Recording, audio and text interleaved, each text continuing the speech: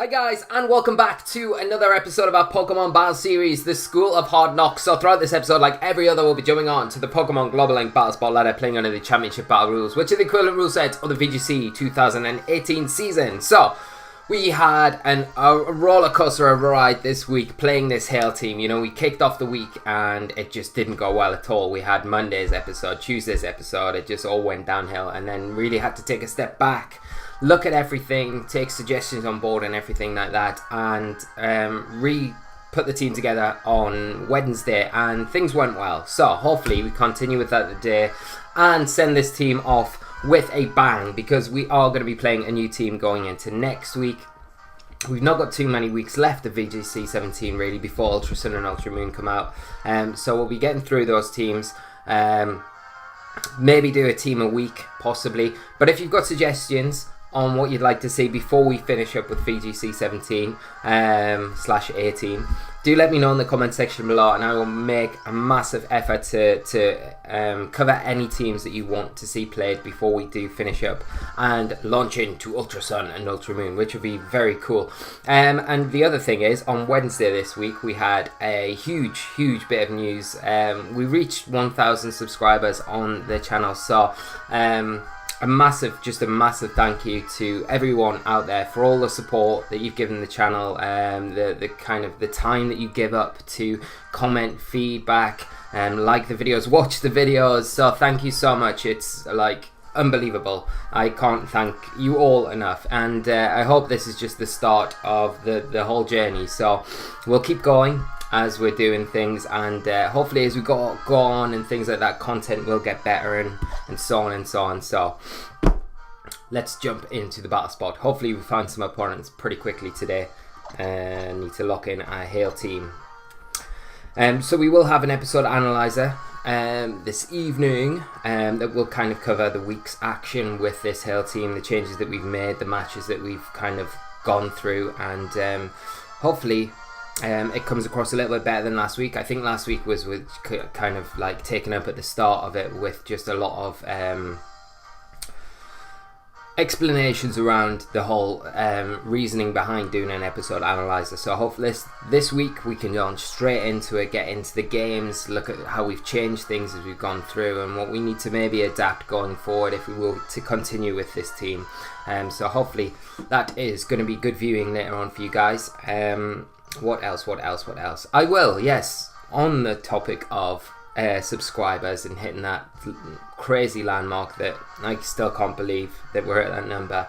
I will be doing a 1,000 subscriber special, so that'll probably drop at some point next week. So do stay tuned for that, and there will be prizes included in that, so that should be a lot of fun. But we have our first opponent of the day, running a team of Misdreavus, Politoed, Lapras, Golduck, Pelipper and Araquanid. So heavy rain based team here. All water types apart from that Misdreavus, so you've probably got to imagine that's a Trick Room mod to support that Araquanid, and possibly the Lapras and Politoed maybe.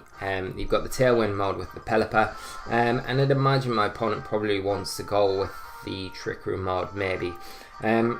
So what do we bring here? Because there's a lot of Pokemon on the team. There's like 5 Pokemon on our team that I definitely want to bring, and I can't bring all 5. I think Mandibuzz is good here to stop the Tailwind, stop the Trick Room, because if that Misdreavus is a normal Misdreavus, it's going to be holding an Eviolite, so we can definitely taunt it. Be good. Tapu Fini is another one that's going to be good here. I think Vanilluxe we need just to disrupt the weather, and probably Xurkitree as well, just for that electric typing.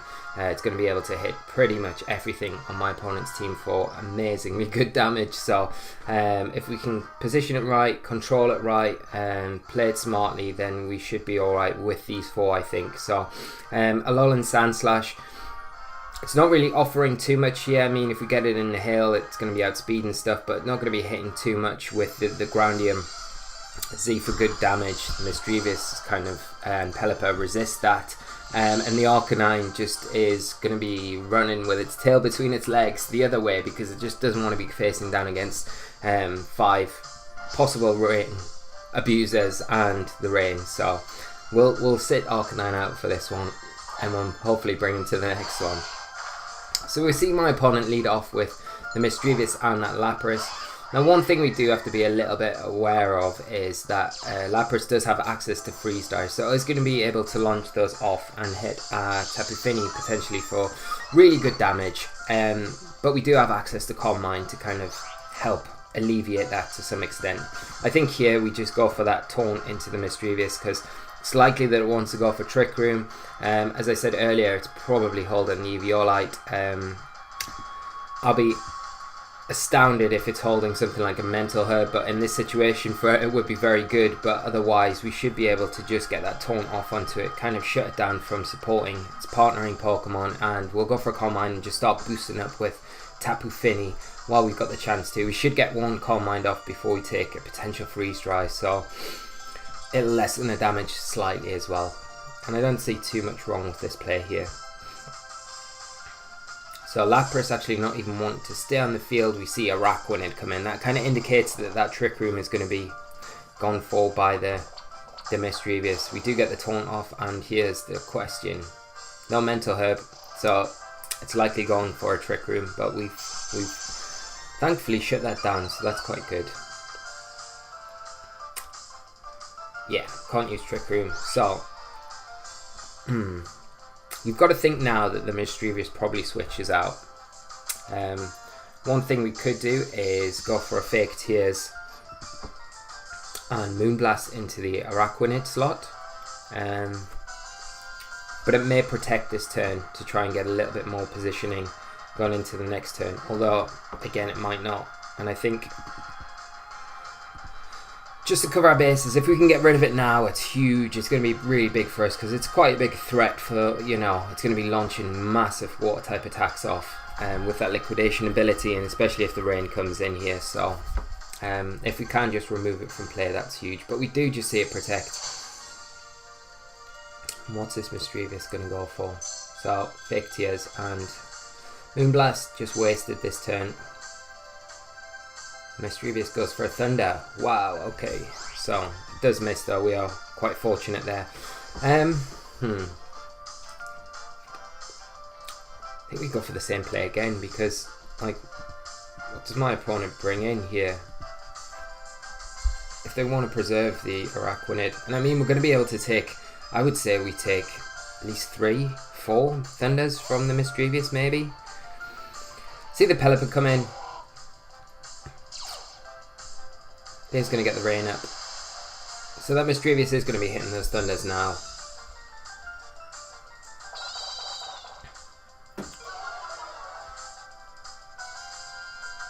But we don't mind the rain too much because we can just start firing off Muddy Waters potentially. So we do see the Sash activate on that Pelipper. Thunder coming out from Mischievous. We've got to hope this doesn't paralyze us, which it doesn't, and the taunt wears off, so we can just go for another taunt into the Missy, and we'll just go for a Muddy Water here. We've got to hope that the Muddy Water hits the Pelipper though. That's the big thing here, because maybe the Pelipper is able to get Tailwind off, which wouldn't be ideal, but at the same time it wouldn't be the worst thing, because I don't even think Araquanid in a Tailwind's probably not outspeeding something like the Mandibuzz, so we'll be able to kind of match the Tailwind before we take any additional damage, so to speak anyway. But we just see the Pelipper withdraw here, Araquanid coming out again, so likely that my opponent wants to try for that Trick Room again, but we are just going to shut it straight down. Might just go for a Thunder though, predicting that the taunt was coming out. We are going to get a Muddy Water off, +1 in the rain. Should do decent damage. Yeah, do really good damage to that Mischievous, and it does go for that Trick Room again. I think we go for foul play into the Araquanid now.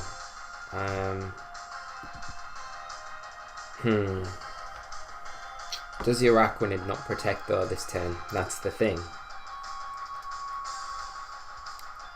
Because I might want to go for an attack into the...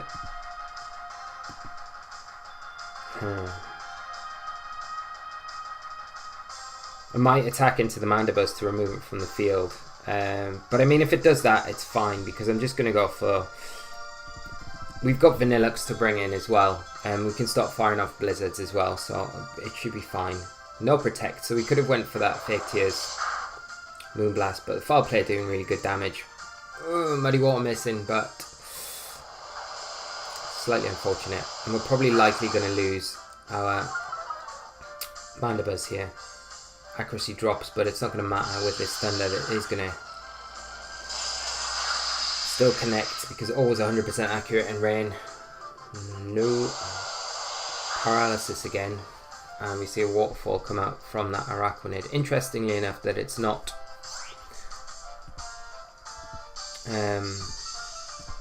liquidation, so we'll just go for the same play, foul play and muddy water.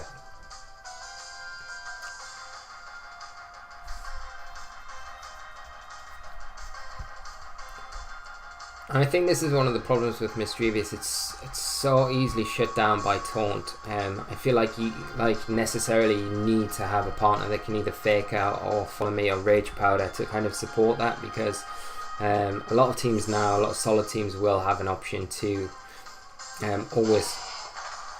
always carry Taunt, so it's quite easy for teams just to shut you down and prevent your speed control or your support options. You do get the foul play off into the Araquanid, pick up a critical hit which does take it down, and then we see the Lapras come in, which has got that water absorb ability, so we're not doing any damage there. And Pelipper coming back in, so I think we just got foul play into the Pelipper. Oh, do we? I think we got fake tears into the Lapras and Moonblast into the Pelipper slot. So we can, if we lose Mandibuzz in the next few turns, at least when that Circuitry comes in, it's going to be able to just launch a Thunderbolt straight into that Lapras and potentially pick up a one-hit KO. So kind of just setting it up for later on in the game, especially now we take down the Pelipper. Lapras isn't going to be able to switch out to reset those stat drops. So you just see a Freeze Dry coming out into our Finny, which does good damage and picks up the freeze. No, that is a bit unfortunate. Okay. And the rain does stop. So I think Finny is going to be going, I don't know, we might thaw out, maybe, but I don't know how likely that is. We'll just go for a foul play into the Mischievous. That should pick up the KO there, and we'll just Moonblast into the Lapras and try and get some damage off into it. And my opponent just forfeits. So I think at that point as well, we had the game pretty much locked up. Even with the freeze there, we would have been able to kind of maneuver ourselves out of that position quite well. So with having the Circuitry in the back, of course. But very good game to my opponent, and we kick off with a bit more of a successful start again today. So hopefully one more game and we can finish with a win. I don't know what kind of team archetype I'd like to come up against next. It'd be nice to kind of bump into another Weather, I guess, just to see how we kind of go up against that sort of team. You know, we finished last week off with going up against that Sun team, so if we could bump into a Lilligant Torkoal, might be a good matchup to see us go up against again. But we do have an ex-opponent, and question time.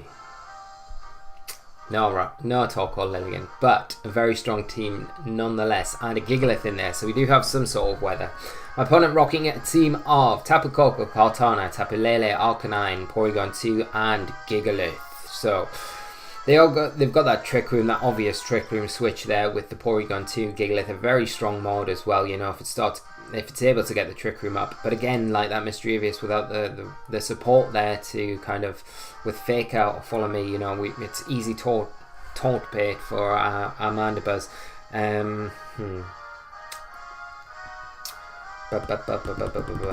But do I lead with it or not? Like Mandibuzz, Tapu Fini isn't a bad lead. It's just quite weak against Tapu Koko, that's the only thing. And we could potentially lead with a Hail Mode, but then does my opponent just have Gigalith in the back? Huh. Ba-ba-bum. Let's go Mandibuzz, Fini. I kind of want to bring the Hail Mode here, that's the only thing.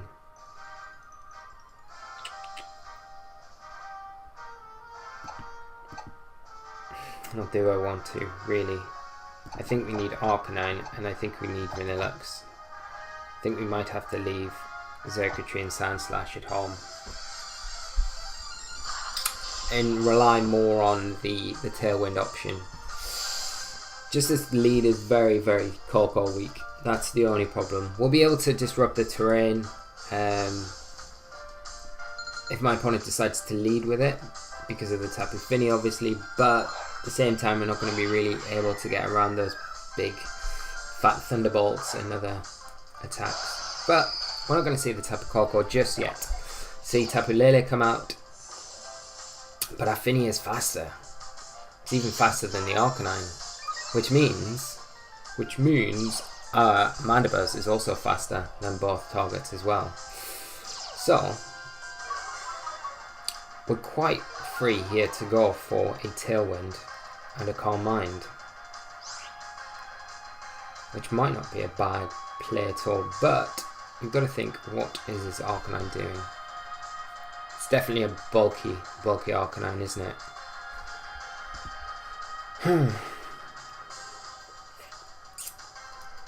I think we go Tailwind, and I think we go Calm Mind here.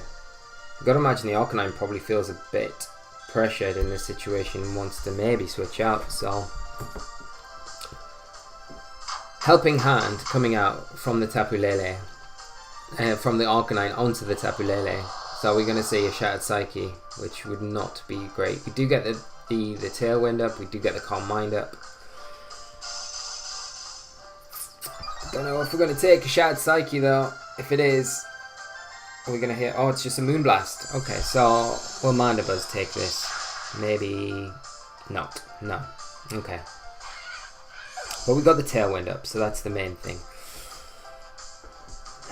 What do we bring in here? Could bring in Vanilluxe, I guess. It's not a bad play, because we can just Blizzard and Muddy Water. There's not a lot my opponent can do against that, and I think a combination of Blizzard and Muddy Water will probably be enough to take down the Arcanine. You've got to imagine it would be.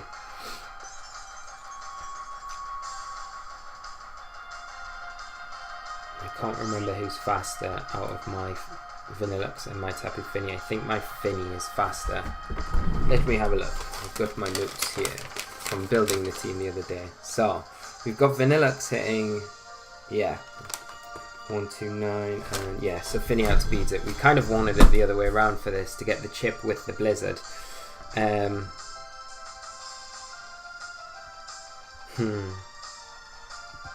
Yeah, so we might actually be better just... it's kind of... I want to get rid of the Lele though, that's the problem. Let's do it.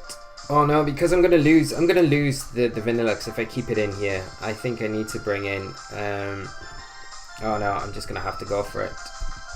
I'm going to have to. I've not got enough time, and we're protecting with the blinking Fini, which is so frustrating. Just couldn't make our minds up just in time. But we see the Arcanine Protect, which is fine, I guess. But I don't think Vanilluxe is going to be able to take a Psychic. It isn't Life Orbed, but maybe the Psychic's into the Tapu Fini here because of that Arcanine protecting. Moonblast into Vanilluxe. We should take this though. Okay, we do not take that.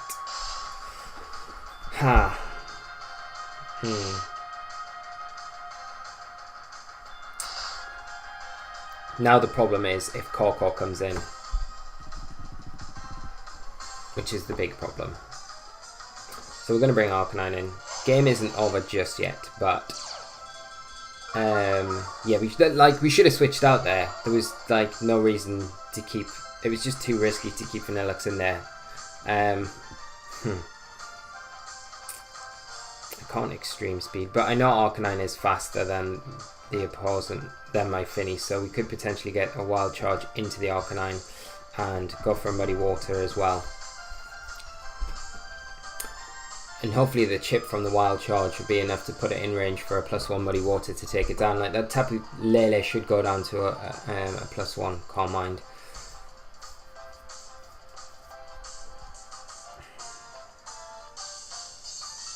So Tapu Lele withdrawing. Gigalith coming in. Okay. which I don't mind really because it's going to take a Muddy Water as long as it hits. Wild Charge, no switch from that Arcanine. Yeah, that's definitely going to be in range. So we've got to make hope that our Muddy Water does hit here. So we need it to. Muddy Water.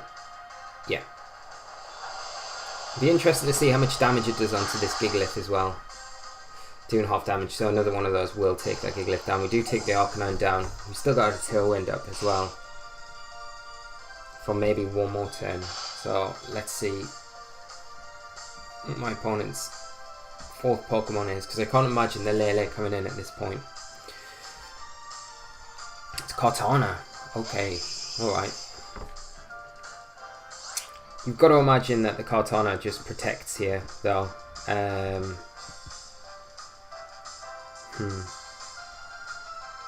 It's just whether we see a Wide Guard, possibly,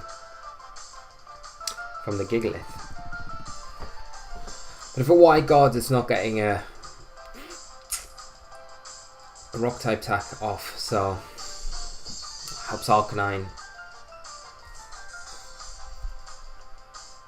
But this game isn't out of reach. We just need to try and... All depends on it. The Kartana is just going to protect here, you've got to imagine. It wants to stall out. Oh, so the Kartana actually withdraws. Okay, so Tapu Lele coming in. So we'll take the Tapu Lele out.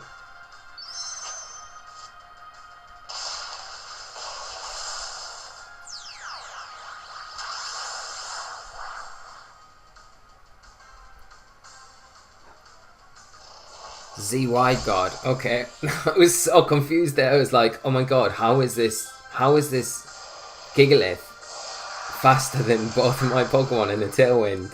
I thought it was using Continental Crush. I was like, what was going on? I was like, did I miss something? But no, we didn't miss anything. It was just a Z Wide Guard. So we take a little bit of chip damage. Tailwind pitters out.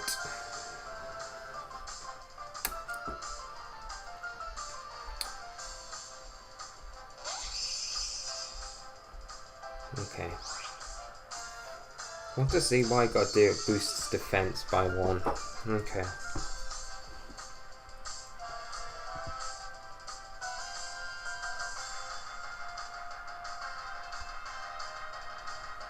I wonder if Kartana can take, like, I think...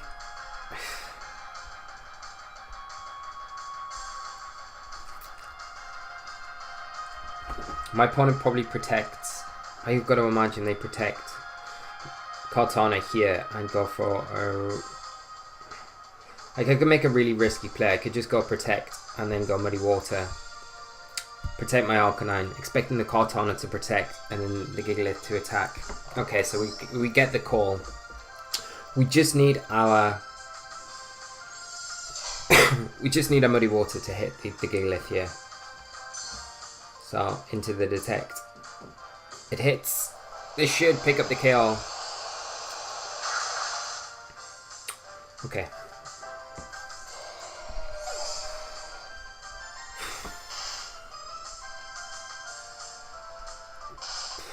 But the problem is now, I don't know if Arcanine can take a Sacred Sword, and if this Kartana is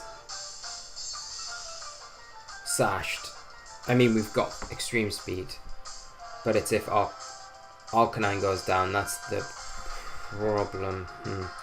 No, okay, let's go. Flare Blitz and Moonblast and see. Sacred Sword into Arcanine.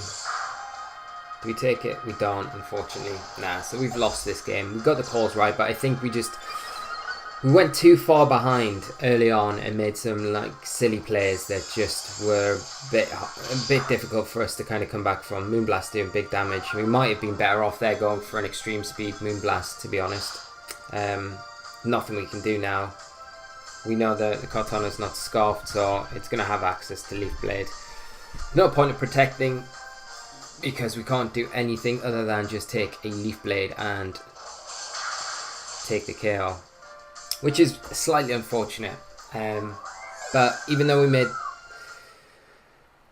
I think the thing what we could have probably done was attack rather than protect on the protect of the Kartana, was just attack and go for the Muddy Water, and then the next turn we would have had the option to protect the Arcanine, and then possibly get a Moonblast off into the Kartana.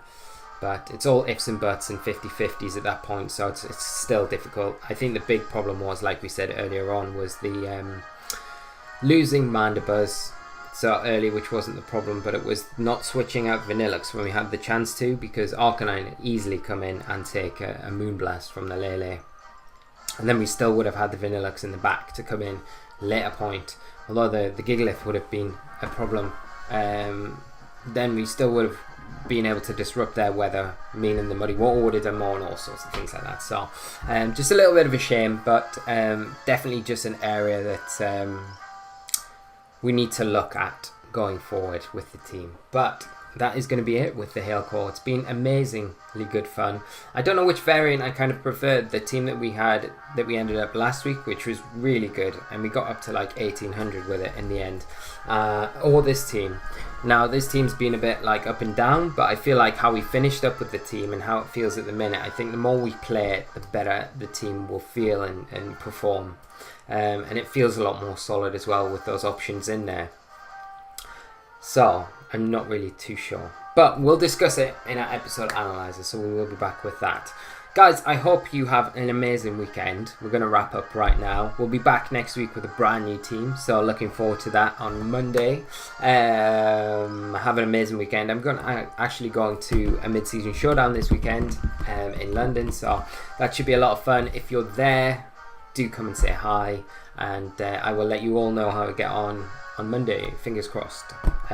So yes, that's about it, guys. As always, thank you so much for tuning in and watching. If you've enjoyed today's episode, do leave a like. It does massively help the channel out. Subscribe if you're new to the channel as well, because we have tons of VGC content coming out, and we have streams, best of 3 battler, Batspot doubles, QR code series and everything like that. So we'll be back with our QR code series next week, as well as our Batspot doubles episode. We're going to be playing a couple of QR code teams on a Batspot doubles series next week, which would be a lot of fun. But that's about it. Have an amazing weekend, guys. Take care of yourselves, whatever you're doing. I'd love to hear what you've got planned for the weekend, if you've got tournaments or anything like that. If you're going to any, good luck. I hope you all have an amazing weekend, whatever you're doing. And I will see you all for another episode of School of Hard Knocks on Monday. So until then, guys, you take care of yourselves, and bye-bye!